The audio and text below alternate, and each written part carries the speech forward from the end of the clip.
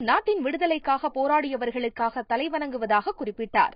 தாழ்த்தப்பட்ட, பிற்படுத்தப்பட்ட மக்களின் உரிமைகள் உறுதி செய்யப்பட்டுள்ளது என்றும், நாடு புதிய வளர்ச்சியை நோக்கி முன்னேறி வருவதாகவும் அவர் தெரிவித்தார். 4 ஆண்டுகளில் பல்வேறு துறைகளில் இந்தியா அசுர வளர்ச்சி பெற்றிருப்பதாக கூறிய பிரதமர் மோடி, சர்வதேச அளவில் வலிமையான நாடுகளில் இந்தியா 6வது இடத்தை பிடித்திருப்பதாகவும், இந்தியாவின் குரல் உலகளவில் வலிமையாகவும் எதிரொலிப்பதாகவும் குறிப்பிட்டார்.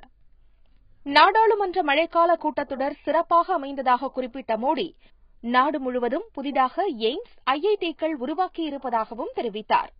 அம்பேத்கர் எழுதிய அரசியல் சாசனம் சமூக நீதியை நிலைநாட்டுவதாக உள்ளதாகவும், நமது அரசியல் சாசனம் கலங்கரை விளக்கமாக இருப்பதாகவும் மோடி தெரிவித்தார். அனைவருக்குமான இந்தியாவை உருவாக்க வேண்டியது அவசியம் என்றும் அவர் கூறினார். விளையாட்டுத்துறை முதல் நாடாளுமன்றம் வரை பெண்களின் பங்களிப்பு பெருமைக்குரியதாக இருப்பதாக தெரிவித்தார். பாதுகாப்புத்துறை பணி நியமனங்களுக்காக பெண்களுக்கு தனி ஆணையம் அமைக்கப்படும் என்றும் மோடி குறிப்பிட்டார்.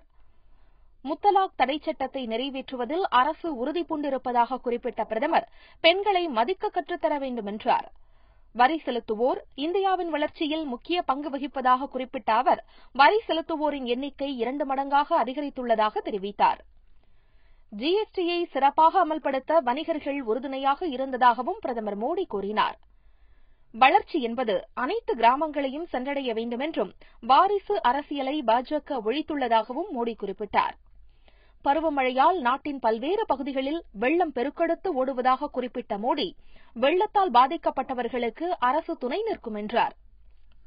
ககன்யான் திட்டம் மூலம் வரும் 2022ஆம் ஆண்டிற்குள் இந்தியர்களை விண்வெளிக்கு அனுப்பும் திட்டம் நிறைவேற்றப்படும் என்றும், விண்வெளிக்கு மனிதர்களை அனுப்பும் 4வது நாடு என்ற பெருமையை இந்தியா பெறும் என்றும் அவர் தெரிவித்தார். எல்லையில் உள்ள ராணுவ வீரர்களுக்கு நாட்டு மக்கள் பக்க பலமாக உள்ளதாகவும் மோடி கூறினார். நாட்டின் பல்வேறு பகுதிகளில் புதிய நெடுஞ்சாலைகள், விமான நிலையங்கள் அமைக்கப்பட்டு வருவதாக குறிப்பிட்ட பிரதமர், நாட்டின் கடைக்கோடி கிராமத்திற்கும் மின்சார வசதி கொடுக்கப்பட்டுள்ளது என்றார். சுய வேலைவாய்ப்பை உருவாக்கும் ருத்ரா திட்டத்தில் 13 கோடி பேருக்கு கடன் வழங்கப்பட்டுள்ளது என்று கூறிய பிரதமர், 5 கோடி மக்கள் வறுமையில் இருந்து மீட்கப்பட்டுள்ளனர் என்றும், தூய்மை இந்தியா திட்டம் மூலம் பல லட்சம் குழந்தைகள் பலன் அடைந்திருக்கின்றனர் எனவும் தெரிவித்தார். இந்தியா சாலை, வான்வழி, கடல் வழியில் தன்னிறைவு பெற்று வருவதாக கூறிய அவர், ஊழல்வாதிகளுக்கும் கருப்பு பணம் வைத்திருப்போருக்கும் மன்னிப்பே கிடையாது என்றும் உறுதிபட தெரிவித்தார்.